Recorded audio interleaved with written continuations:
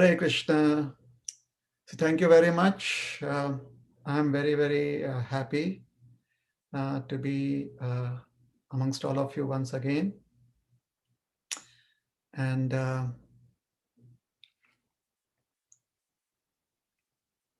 today I want to speak about a very wonderful festival.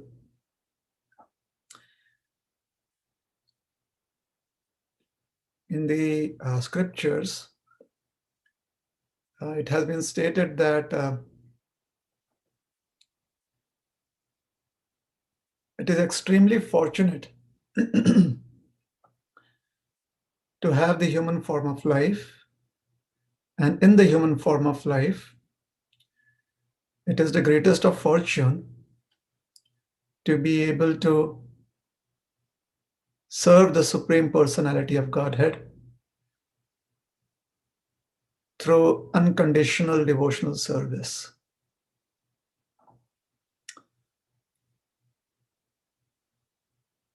The Supreme Lord, being merciful and desirous of wanting to accept our service, appears in a very relatable form, which is called as Archa Murti or Archa Vigraha.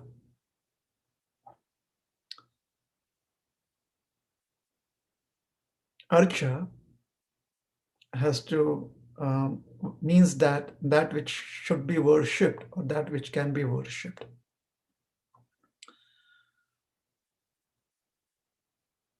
So the Supreme Lord is the cause of all causes. He is the controller of all of creation and time itself.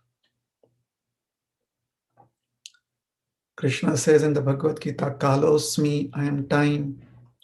He says, Mayadhyakshena prakriti suyate characharam.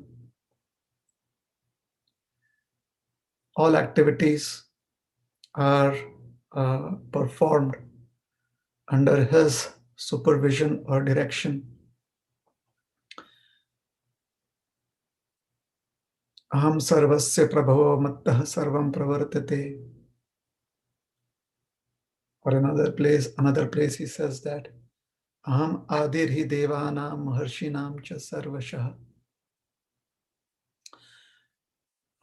Meaning that he is the source of everything and everything emanates from him. He was the primeval Lord even before all the devatas, the devas, and the maharshis. The devas are the higher beings, celestial beings, who are extremely powerful. And the maharshis are very advanced, spiritually advanced personalities with lots of mystical opulences. So Krishna is above and beyond all of that, or the Supreme Lord is above and beyond all of that. So when such a great personality comes to be worshipped, there is indeed the possibility that we may not have the resources or the ability or even the intelligence to begin to worship the Supreme Lord, what to speak of proper worship of the Lord. So this is Krishna's kindness. This is his daya or kripa, that he manifests in the archa form, a form that can be seen by our eyes, that can be touched by our fingers,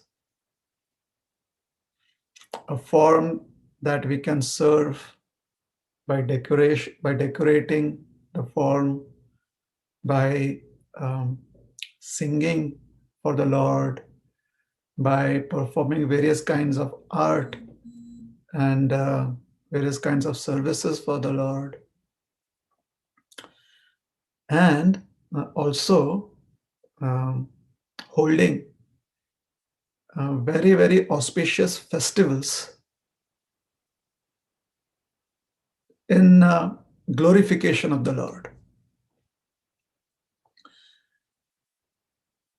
So one such appearance of the Lord, of the Supreme Lord Krishna in this material world, is as Daru Brahma, the form of the Lord that manifested from divine wood. This is Lord Jagannath. Lord Jagannath, he manifested for accepting the service of a very great devotee king, Indradumna Maharaj. Indradumna Maharaj wanted the mercy of Lord Jagannath to be received by all generations to come, by all all the generations of, or future generations of humans, to benefit by receiving the grace of Lord Jagannath. So Lord Jagannath, he manifested his form along with his siblings, along with his brother and sister, his brother Dau, Balaram, and his sister Subhadra. And then the Lord's expansion, whose very glance is very auspicious. And by that auspicious glance, by that auspicious vision, all inauspiciousness disappears from the world. And that expansion of the Lord also manifested as Sudarshan.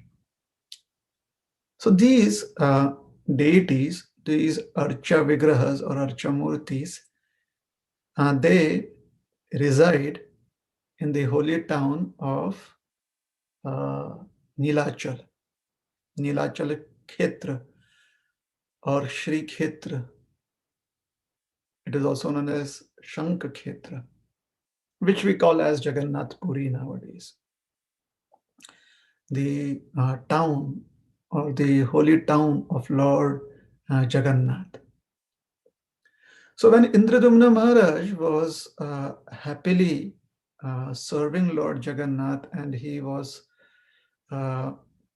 seeing to it that all his worship and his seva was being done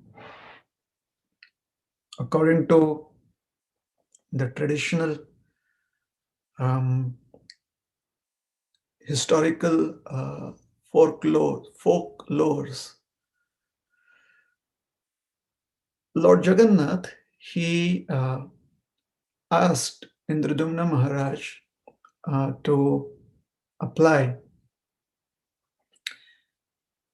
a paste of sandalwood on his form.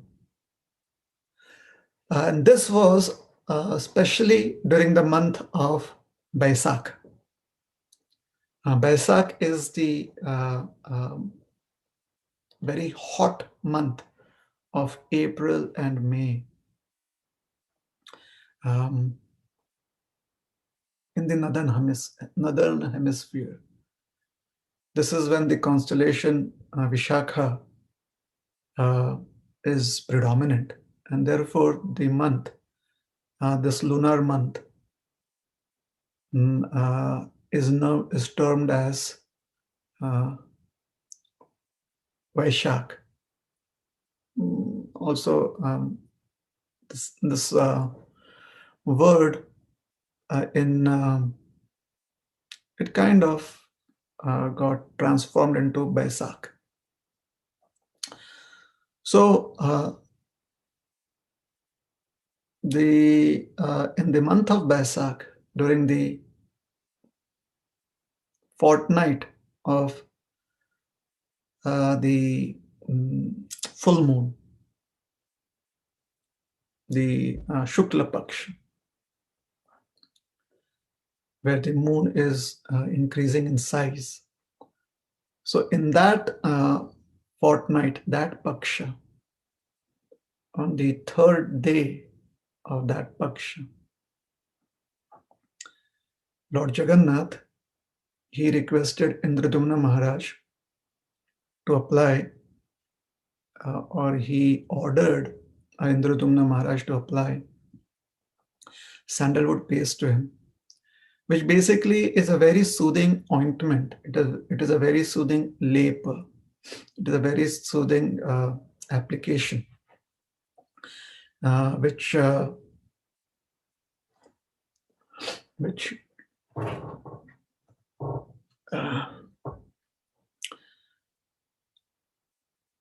is cooling to the body, and therefore, in the hot temperatures of April and May, this cooling effect keeps the body healthy. So since the entire month is the month of heat, great heat, so Indradumna Maharaj established this festival through the entire period of Vaishak Shukla Paksh, that means from the Tritiya to Purnima. And then he continued that throughout Jyeshta, the month of May and June, the next month in the traditional calendar, the Hindu calendar or the Vaishnava calendar. So through Vaishak and Jyeshta, he had this festival go on. So 12 days, that is from Tritiya to Purnima, that is 12 days. And then the next 30 days till Jyeshta Purnima. In this way, a total of 42 days of this service was done for Lord Jagannath. And this was being done since earlier ages. So there is the understanding that Lord Jagannath appeared in Satyuga. So there are some references that this festival or this service was established at the beginning of Treta Yuga.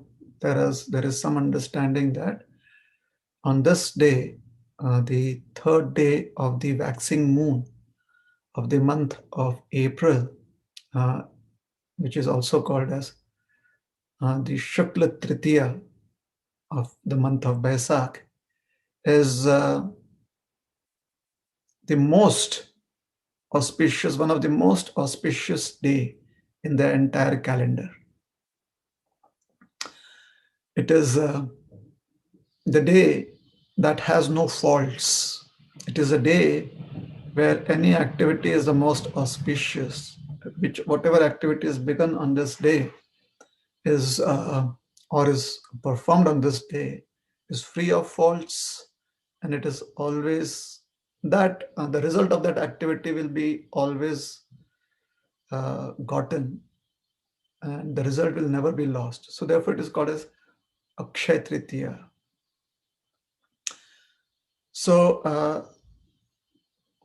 Indradumna Maharaj established a festival of 42 days. And in the present times, this festival of 42 days is divided into two parts. It is called as a Chandan Yatra festival, or in Odisha, we call it the Chandan Jatra. So there is the Bhitara Jatra and there is the Bahira Jatra. So the Bahira Jatra is the first 21 days from Akshaya Tritiya through Jyeshta Purnima. And the next 21 days, roughly about the last 3 weeks of the month of Jyeshta till Jyeshta Purnima, is Bhitara Chandan Yatra. So in Bahira Chandra Yatra or Chandan Yatra, the Lord in his Utsav Murti form. So Lord Jagannath is huge. So he comes out of the temple, the original deity of Lord Jagannath comes out of the temple only once a year for his Ratha Yatra. And then after 7 days, there is Ulta Ratha Yatra and the Lord goes back into the temple for the rest of the year.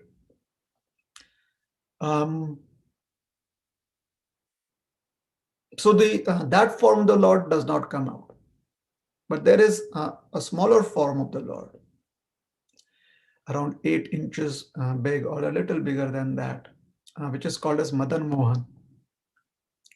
So that form is brought out and is taken to a lake, which is called as Narendra Sarovar, or it is called as Narendra Pokhari, it is called as Narendra Pushkarini.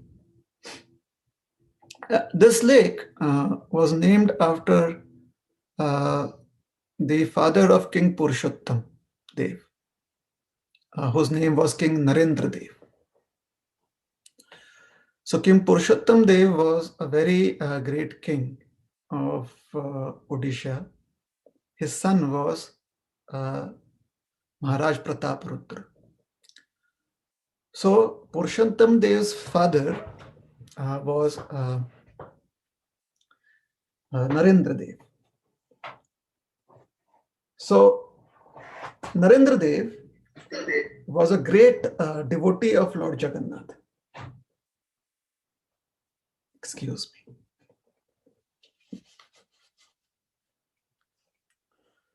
So after handing over the kingdom to his son, Purushottam Dev, he dedicated his entire life to serving Lord Jagannath. So he'd spend a lot of time in the temple. So for Lord Jagannath's pleasure, he developed a lake. So there are various references that there was a smaller lake, or he himself developed that lake. He kind of got people to establish that lake, laborers, and so he is a king or the ex-king, so he did that. And he made special arrangements for the Lord to have this Bahira Chandan Jatra festival in a very grandiose way, very, very grandiose, very elaborate. And that has been continued on till today too. And when the deity, so what happens is that on Akshaya Tritiya,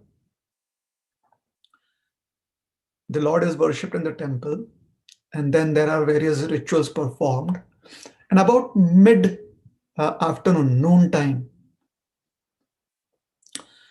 the deity of the Utsav Murti of Madan Mohan, who represents Lord Jagannath, comes out along with another deity, similar metal deity, smaller size, of Ramakrishna, who's Balaram. And Lakshmi Devi, who is a consort of Lord Jagannath, she also comes in her Utsav Murti form, along with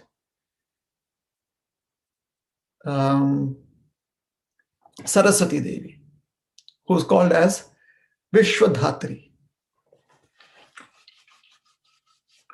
the one who maintains the universe by her love.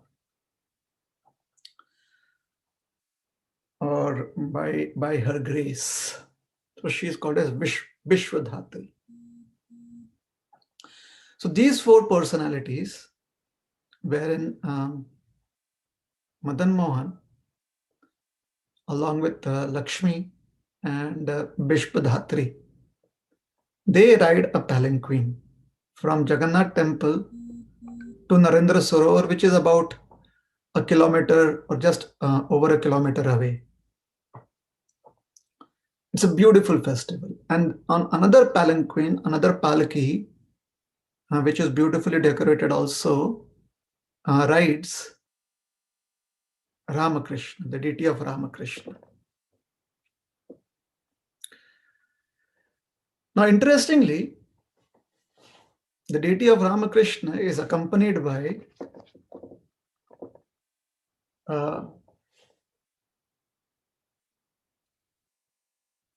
the personified form of 5 Shivalingas. There is Yameshwar, Nilakantha, and others like that, 5. And these 5 Shivalingas also ride on the Lord Shiva forms. It is not the lingas that come, but there is a representation of them. They are represented in a particular form. They ride along with the deity of Ramakrishna, the Utsav Murti called as Ramakrishna. And they are called as the Pancha Pandavas.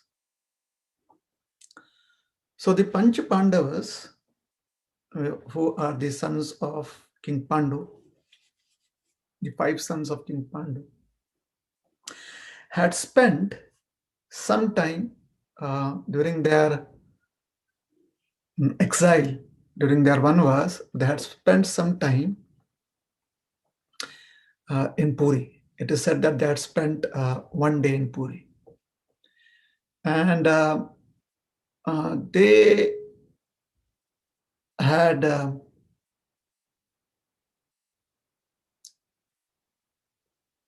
they wanted to seek blessings of Lord Shiva and also establish Lord Shiva as the protector of Sri Kshetra. So they invited Lord Shiva to take his presence there.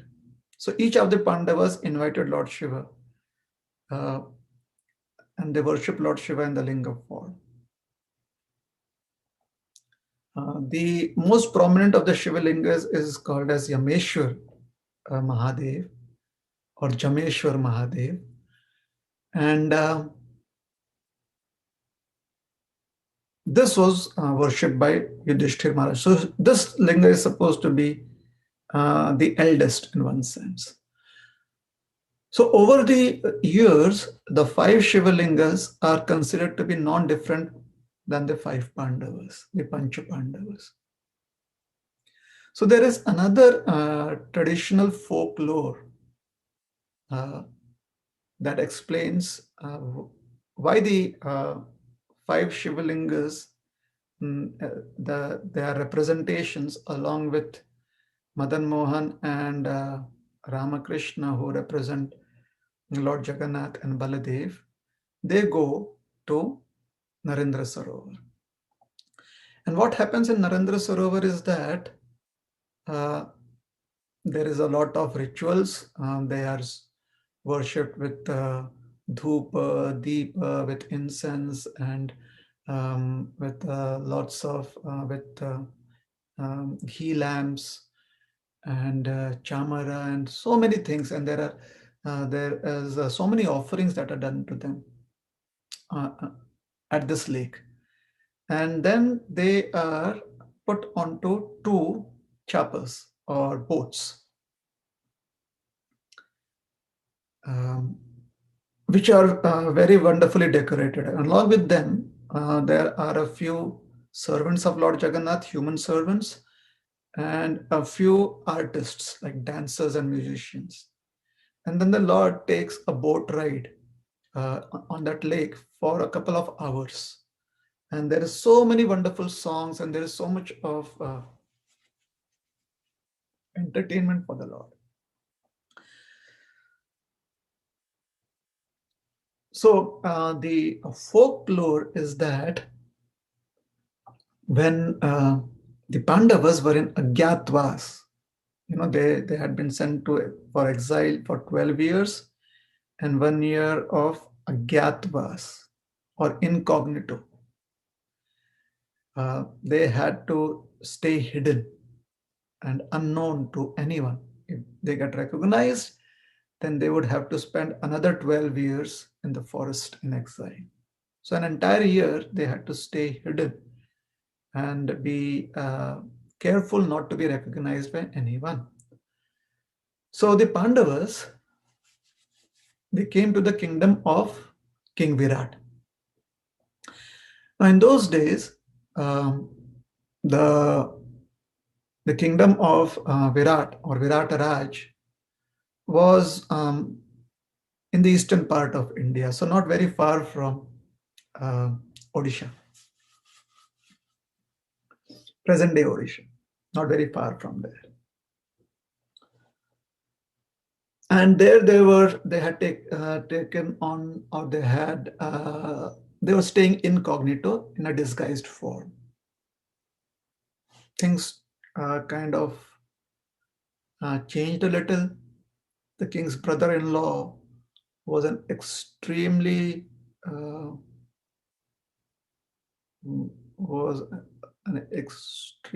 impious person and a debauchee. He was killed by Bhimasen in disguise. And then King Virat, he realized that this brother-in-law of his, Kichaka, could only be killed by a few people, specifically Bhimasen, because he was very powerful. So that kind of made him suspicious. And according to this folklore, the king recognized the Pandavas. And by that time, the Agyat was also almost coming to an end. So Virataraj was very happy to have the Pandavas in his kingdom because he really loved them and he really admired them. He admired them the most. There was no one else that he admired as much. And he was also a very kind-hearted person. He was also a very devoted person. So he knew that the Pandavas were always blessed by the association of Lord Krishna. So he begged Yudhishthira Maharaj that please, for once, just once, is it possible that Lord Krishna could be present here and I could be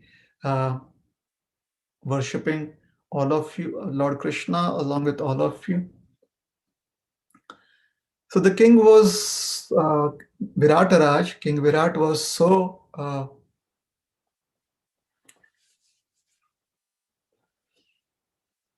sincere in his request that an arrangement was done. And Krishna came there. And the king was so happy to have Lord Krishna there that he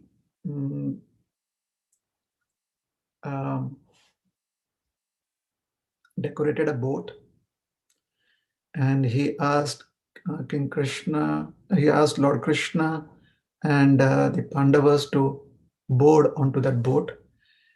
And he took them around the lake for a ride. There was a lake in his kingdom. And therein he served the Lord.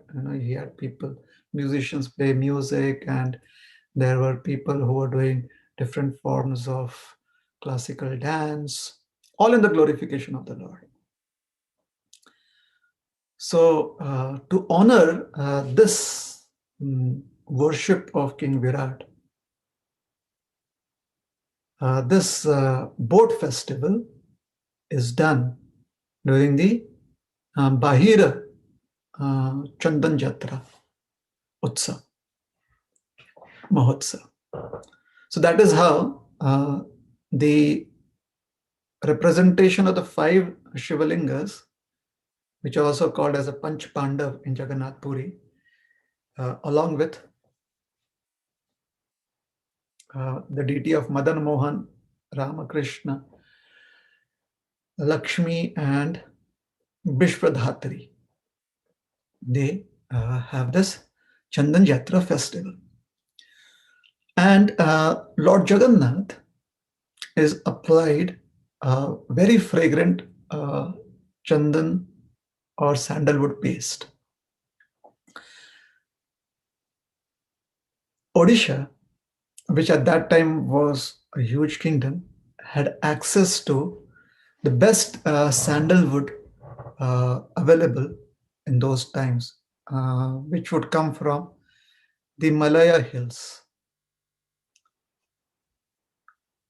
And Lord Jagannath would be served by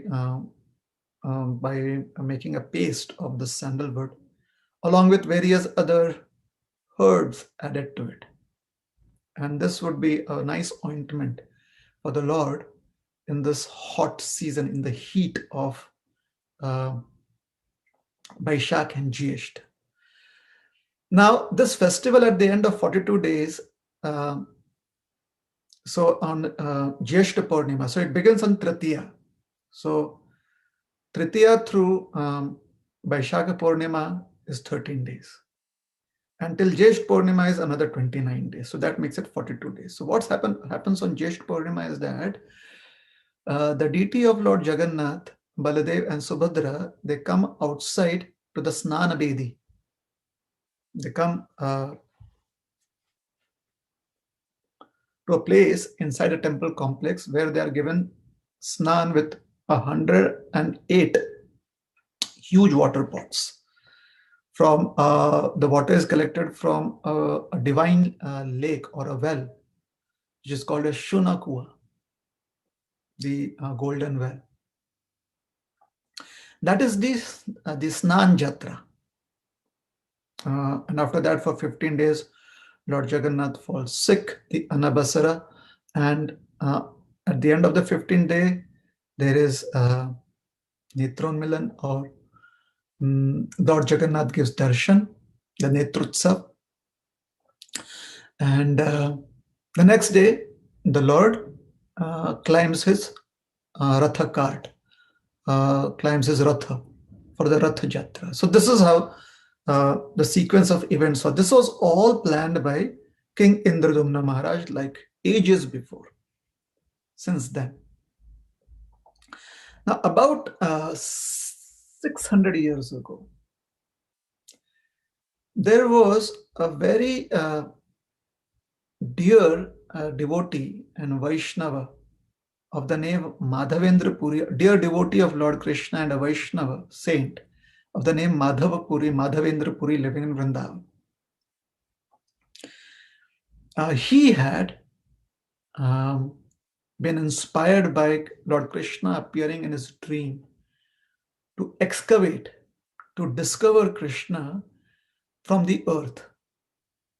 Lord Krishna had been buried in the ground for safety reasons because dacoits were coming, or the Mlechas, the Yavanas actually, were coming to destroy anything representing Vedic culture. So the servants of Lord Krishna, who is known as Gopal, they put him in the ground, and they left thinking that after the danger is past, we'll come back again, but they never could come back. So Lord Krishna had been there hidden for many, many years. Madhavendra Puri was sitting by the side of Giriraj Hill, Sri Govardhan, at a beautiful lake called as Govindakund. And there he was constantly doing his bhajan. He was chanting Hare Krishna, Krishna Krishna, Hare Hare, Hare Rama, Rama Rama, Hare Hare. And towards the later part of the night, before Brahma Muhurta time, just towards the later part of the night, the first paksha of the night,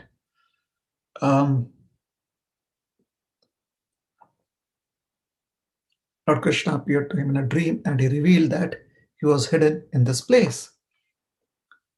So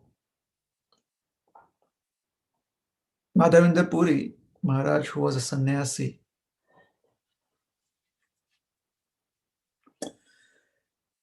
he was following a very difficult vow. It is called as Ayachita vow. Ayachita vow means yachana or yachita means to beg, to ask.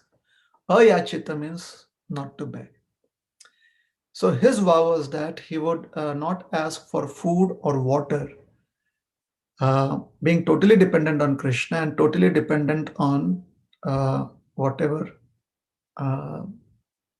time sense, whatever kala manifests, whatever comes in by his good, by fortune as destiny. So this is called as Ayachita Vritti, a very difficult vow to follow. It's not very much recommended also in today's times. However, if someone is inclined to do it, they can do it. So you live a life of a mendicant. You do not have a house. You do not have credit cards. You do not have a cell phone. That means you're not able to contact anyone. And you cannot ask people that you talk to for food. You just have to depend on whatever your bhagya, whatever fortune brings unto you, whatever destiny brings unto you. So if you get some food, you honor that, remembering Krishna. And if you don't have any food, you fast. So he was following that vow. So he called for the villagers with their help. They found Lord Gopal and he established the worship of Lord Gopal. So Lord Gopal was very happy. So he stayed there for some time. He stayed at Govardhan, every day taking darshan of Lord Gopal. Now, previous to this, Lord Krishna had appeared to him as a cowherd boy to offer him some milk. Now, when he had spent a few days or maybe a few months, one night, again, Lord Gopal appeared to him in a dream when he kind of fell asleep towards the end of the night. And Lord Gopal said that this is the month of Vaishak, or beginning of Vaishak, and I'm feeling very, very hot. Or it was Magh, maybe. The month has not been specified when he got the dream, but it was definitely before Vaishak. So this is that particular month. You see, in India, the heat, the summer heat, India, Bangladesh, and the Indian subcontinent that is there, including Southeast Asia like Malaysia, Indonesia, Thailand, they all experience this extreme heat. It begins in the month of Magh. Therefore, Magh Tapasya is mentioned in the Vedic scriptures, that in the month of Magh, you surround yourself with 10 kinds of fires, which basically means that there's not going to be any cool air coming towards you from any direction. And you sit in the hot sun beating down upon you and you do tapasya. That is called as the Magh Tapasya.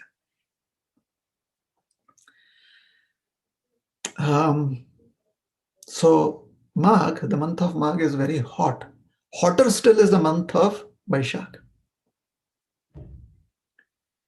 And then it becomes hot and humid in the month of Jyeshtha. So the month of Magh is March, April. So somewhere around this time, Lord Gopal appeared in a dream to Madhavendra Puri Maharaj, and he told him that I am feeling very hot. And he said that because I had been buried in the earth for so long, my body has developed a lot of heat, and that heat is still there. So I need to be cooled down. I need something cooling applied to my body. So why don't you go and get the Malayaja Chandan?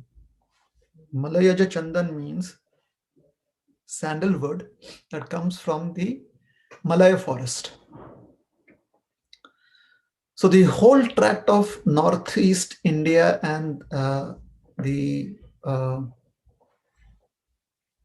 southeast nations bordering India, like so Nagaland, Mizoram, that hilly tract, Thailand, going down to Burma, Malaysia.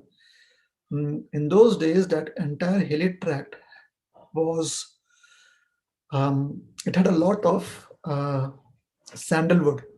And today, now they have palm oil, palm trees, that from which they can get palm oil. But at one point of time, a few hundred years ago, there was a lot of sandal.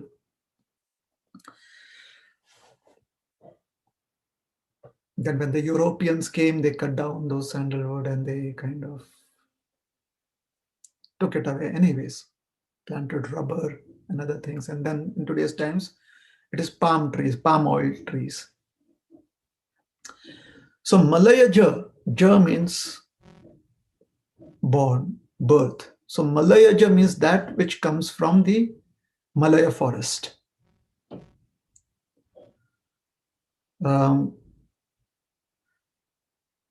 So anywhere, it could be Burma, it could be the northeast, it could be from that part of the world.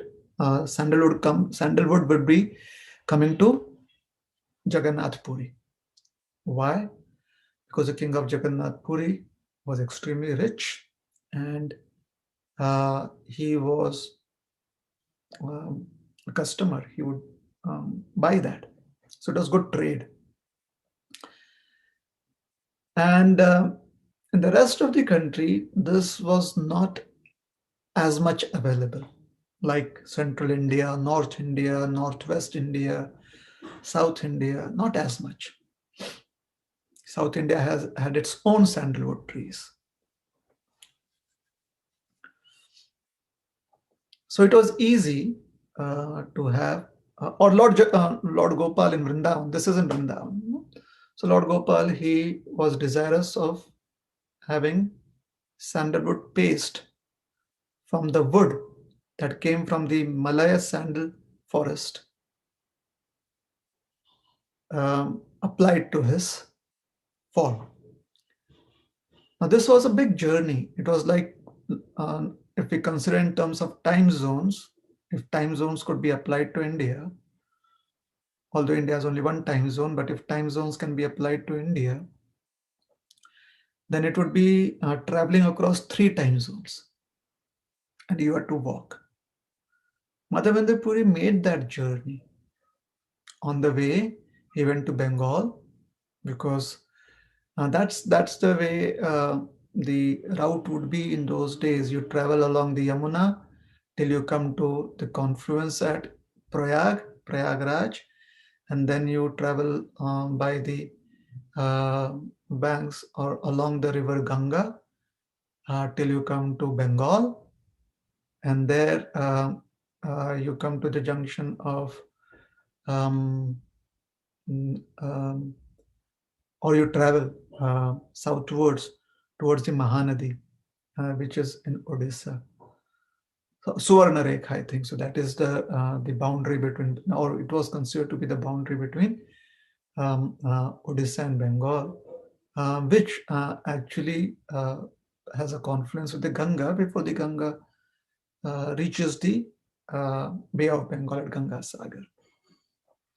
So traveling along the river would also be safe, because you would be passing through towns and cities. Rivers were the lifeline in those days. So That is how Madhavendra Puri traveled. So first he came to Bengal, and in Shantipur, he visited Advaita Acharya, who took shelter of Madhavendra Puri. And the Chaitanya Charitamrita says that he received mantra from him and diksha from him. So he became a disciple of Madhavendra Puri Goswami. So Madhavendra Puri was on a task, so he mustn't have stayed there for many days. Maybe just a couple of days, or maybe just one day. And he moved on. And then he reached, before he could reach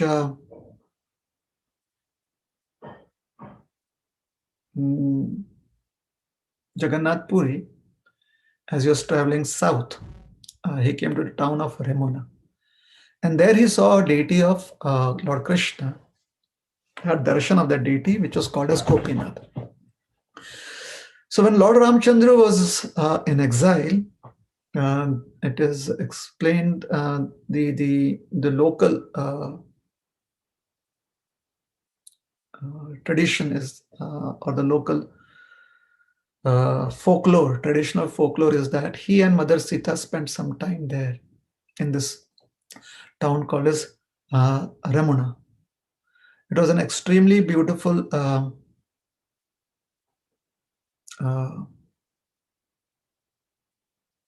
forest at that, in Treta Yuga, at the confluence of small, about 5 rivers. So extremely green and very, very panoramic. So because it was so pleasing to the mind,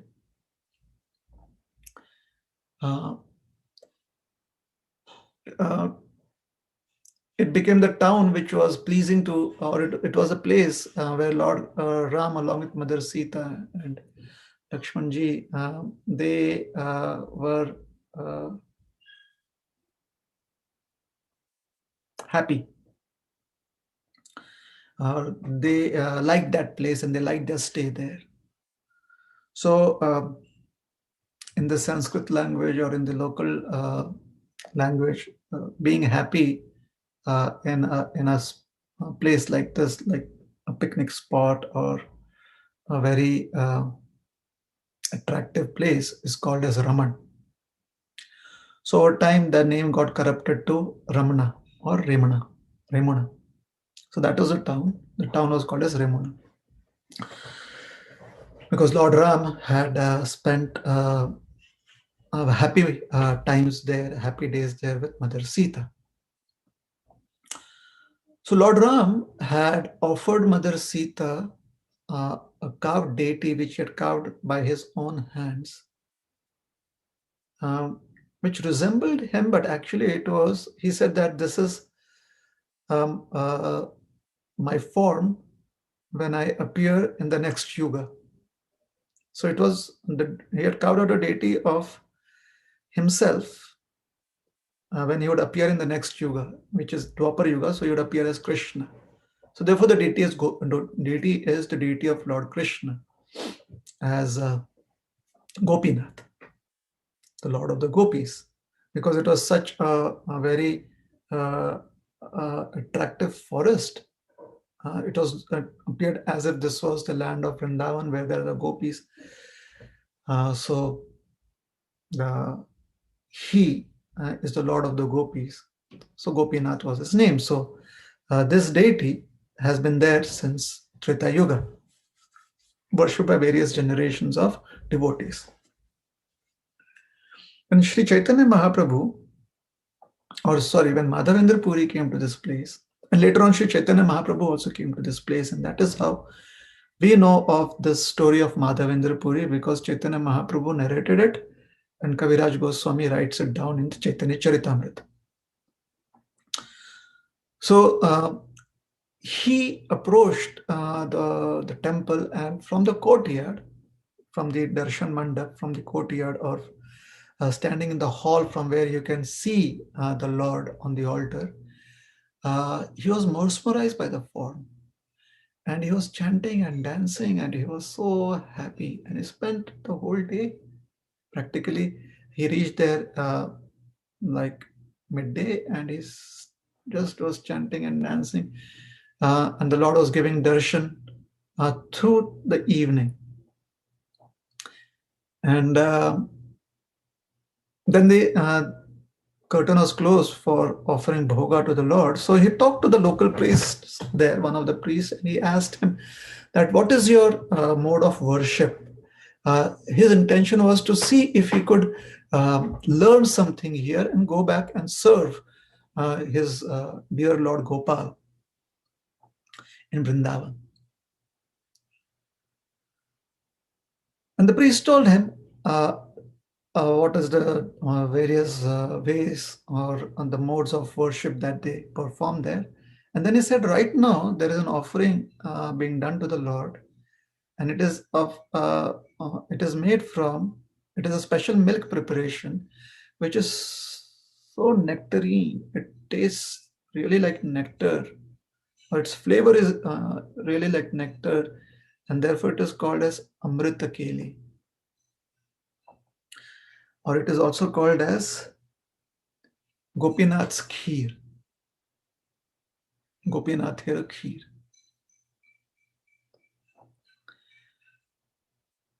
And that is being offered right now. So as it was being offered, Madhavendra Puri had a thought in his mind that if I could taste a little bit of this kheer, then understanding its flavor and also getting the recipe, I could go back and cook this kheer for Gopal in Vrindavan. So you could have just asked for the recipe, but if you know the recipe, how do you know whether it is authentic, whether what you've prepared is authentic or not, unless until you've tasted the original preparation? So that is how he had this thought. And then he felt very guilty that, oh, since his vritti was ayachita vritti, he would not ask or beg for food. So he felt guilty, and at the same time, because the offering was still being done, he felt that he had committed an offense. So he left the temple and he went into the marketplace, and he sat down under a tree, and he was lost in chanting. He took shelter of the holy names, and he was completely engrossed in chanting the holy names of Krishna. The whole town slept. The pujari put the Lord to rest, and he went to sleep. A few moments into his sleep, Lord Gopinath appeared in his dream, and he said, wake up, please go to the altar, and if you look behind the curtain, I have you offer me 12 cups of kheer or sweet rice. Actually, it is condensed milk. Kshira is the technical word in Sanskrit, but it is called kheer. In Odisha, sometimes they also call it kheer. So anyways, so kheer or khira. So the pujari actually goes after taking a bath and he finds that. So he goes looking for Madhavendra Puri and glorifies Madhavendra Puri that. And this is in the night itself. So it's just him and Madhavendra Puri. So he goes into the marketplace and he goes and looks into each stall, each shop, calling out loudly, is there Madhavendra Puri here? Lord Gopinath has sent his prasad for him. So when Madhavendra Puri heard that Lord Gopinath had sent his prasad for him, he was very excited. He liked the Lord's prasad. So he came running and he received that pot of kheer, and the pujari, the priest, said that you are so fortunate. Please take this kheer, and Lord Gopinath himself has stolen it for you, or he had kept it aside for you. So since Gopinath ji had done it in a in the incognito mode, so it has been accepted that he had stolen the kheer for his devotee. So Khira Chora Gopinath, that is how Gopinath ji became famous later on after this incident, and even today is called as Khira Chora Gopinath or Khira Chora Gopinath, if we want to be a little more technically correct. So Madhavendra Puri, in the night, first he had it. He had the kheera, he understood and its flavor, and it was really, he was kind of, with every bite, with every morsel, with every piece of that condensed milk, uh, his entire body would erupt with a lot of spiritual emotions. So he, after he finished the kheer, he broke the pot into small pieces and tied it up in his dhoti, so that, because the pot is a wooden pot, small wooden pot. So the pot would have the flavor of the condensed milk, because the condensed milk had been prepared within the pot. So he wanted to retain the flavor as long as he can. So he broke that pot into small pieces, tied it up at the end of his cloth, which is his dhoti, and then he left that place, not wanting to receive any acclaim as the person for whom Gopinath had stolen kheer, because he knew in the morning the news would spread. So before it was light, he left the place and traveled very quickly to Jagannath Puri. Well, fortunately for us and unfortunately for him, the news had already reached Jagannath Puri. And Kaviraj Goswami says that this is the nature of khyati, this is the nature of fame. For those who want to avoid fame because they feel they are unqualified, fame seeks out such personalities. And those who are actually running for fame, fame runs away from them. So it is difficult for them to have fame for a long time. And it is true, Madhavendra Puri did not want to have fame, did not want to be famous until today. Those who know about those who are the followers of the Gaudiya theology, or who know about Gaudiya Vaishnavism, the Gaudiya Vaishnava theology. We know about Madhavendra Puri, and Madhavendra Puri is so famous for what Gopinath, how Gopinath reciprocated with him. So he reaches Jagannath Puri, and because he's so famous, people are actually giving him a lot of respect. He wants to leave Jagannath Puri. However, he cannot leave Jagannath Puri because he has a service to perform there, and that is collect sandalwood. So the people, when they realize that he has come to collect sandalwood, especially Malayaja Chandan, the sandalwood from the Malaya forest, so they get him or bring him in, or get him in touch with, or in contact with the government officers who have been authorized to sanction any dealings of sandalwood in Jagannath Puri. Sometimes it is said that the king himself met Madhavendra Puri, and he gave him in kilograms. There are like Maneka, it is said in Chaitanya Charitamrita. So it has been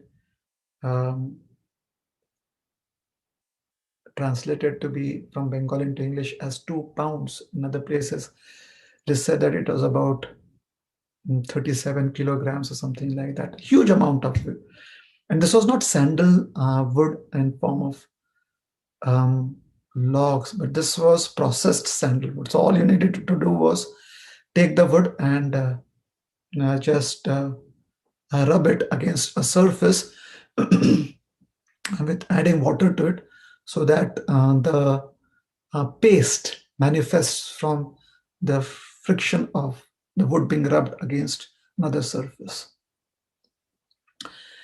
So it was that processed sandalwood, and when they realized that it is Gopal's order, they also gave some herbs and oils, but specifically camphor, which accentuates the effect of sandalwood paste.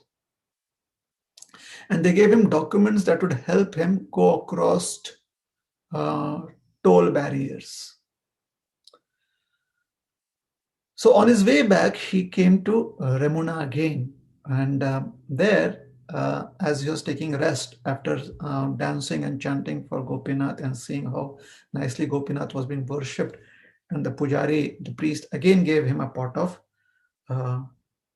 amrita keli, the sweet rice or condensed milk.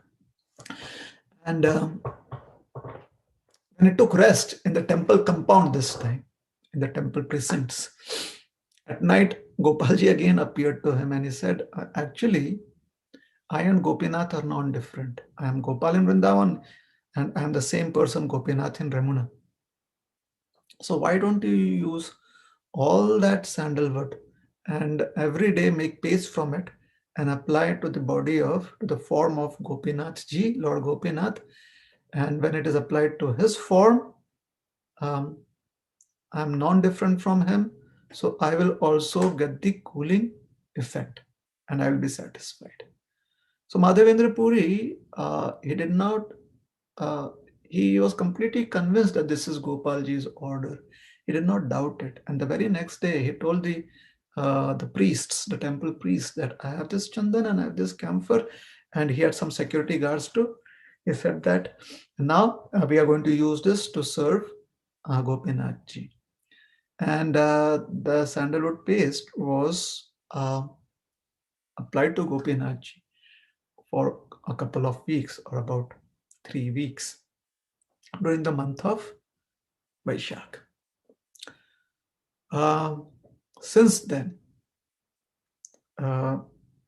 especially till the time Srila Prabhupada did not go to the West, especially this festival of applying chandan paste, sandalwood paste, every single day, where devotees sit with sandalwood twigs in their hands and they grind that twig by rubbing it against another surface with rose water or fragrant water added to it, and exuding paste from this rub, from this grinding. Devotees do that, and they take all the paste and apply it to the form of the Lord, especially in Vrindavan, most of the deities in Vrindavan, and in Jagannath Puri, Lord Jagannath receives this service. Then with Srila Prabhupada traveling all over the world in the 1970s and spreading Krishna consciousness and the Gaudiya Vaishnava philosophy, today we have this festival being celebrated in so many temples of ISKCON and otherwise too, as a Chandan Yatra festival. This festival begins on the day of Akshaya Tritiya, and it goes on for 21 days. So Akshaya Tritiya plus 20 days after that.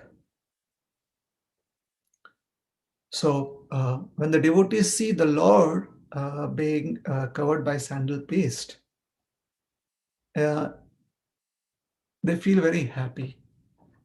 And because they are so happy serving the Lord, Lord Krishna blesses them, and the cooling effect of that sandalwood paste in the form of service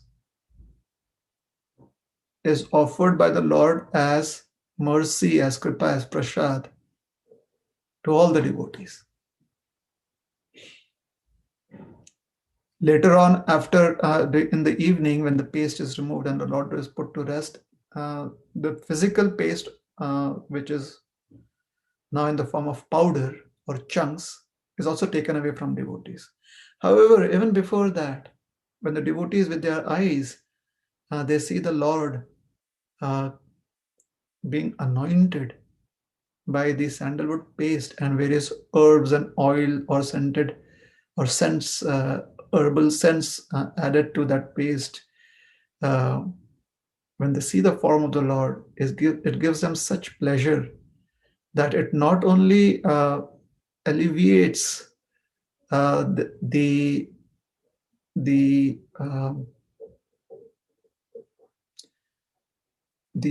heat of the month of Vaishak or the summer heat. It not only alleviates the summer heat that they are experiencing, but it actually alleviates the heat of material existence, from the heart, from the consciousness.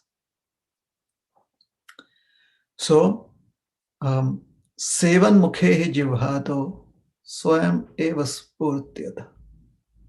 Sevan mukhe. Sevan mukha. As soon as one becomes favorably inclined, one is ready to accept all that is favorable in the service of Krishna. So, when one once again is re-established, being in one's proper constitutional position, reoriented as a fortunate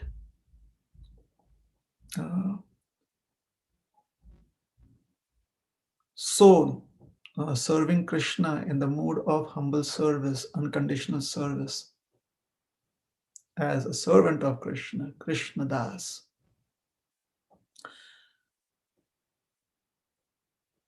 Then, Swayam eva spurtada. Then the uninterrupted love for Krishna, or the constant flow of attraction to Krishna, manifests even within the heart of the most hard-hearted materialist. This is the power, or this is the effect of service, especially a service in the mood of unconditional and as unalloyed service. How do we try to render such service? We can start as beginners. As beginners, we can try to put our consciousness in a very sincere attempt. We can make a very conscious, sincere attempt at offering unconditional service for a few moments of the day. And as we get more used to it, we can increase these moments of unconditional service to Krishna. Now, the verse that I quoted, Sevan Mukhehi Jivhado, according to that verse, the most practical and yet sublime, the most easy and yet munificent process of service is through chanting the holy names of Krishna. So as we remember this period of Chandan Jatra festival, from Akshaya Tritiya onwards, I think in India it would be Panchami now. Here in the United States it would be Chaturthi, not Chaturthi, but the fourth day. Yeah, Chaturthi only, fourth day of the waxing of Shukla Paksh. Tritiya was like yesterday, I think, here in the US. And it must have been a couple of days ago in India. So for the next 20 days, 21 days, as we remember this pastime, or as we offer some chandan paste to the Lord, if we want to, we should try to sync it with the chanting of the holy names of Krishna. Because the mouth is always free to chant, to speak. There's no other service we can do through the mouth except speak or eat. So if we are applying chandan paste to the Lord, or if we are grinding chandan, or if we are just remembering this beautiful service to the Lord at this time of the year, the mouth can still, or the tongue can still chant the holy names of Krishna. Hare Krishna, Krishna Krishna, Hare Hare, Hare Ram, Rama Rama, Hare Hare. So thank you very much. Hare Krishna.